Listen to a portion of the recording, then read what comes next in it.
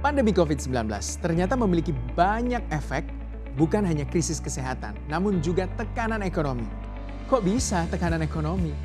Jadi gini, pajak adalah salah satu instrumen utama dalam anggaran pendapatan dan belanja negara. Selama pandemi COVID-19, penerimaan negara dari pajak turun drastis alias seret.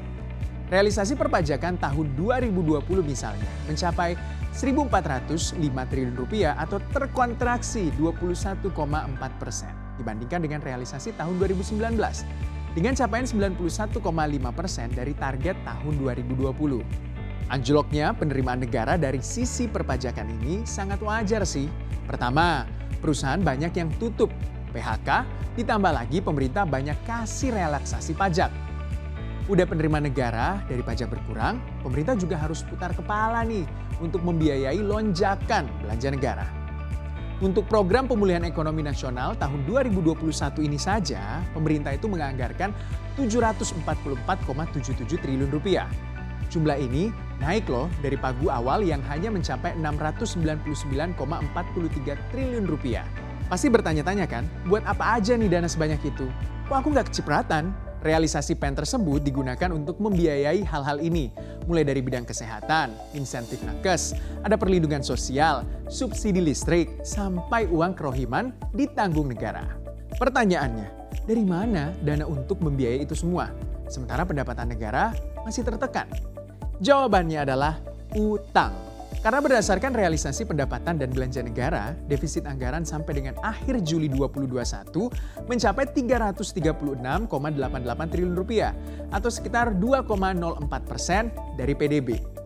Namun demikian, pemerintah itu memastikan posisi utang saat ini tetap pada level aman serta mampu responsif dalam menangani dampak COVID-19.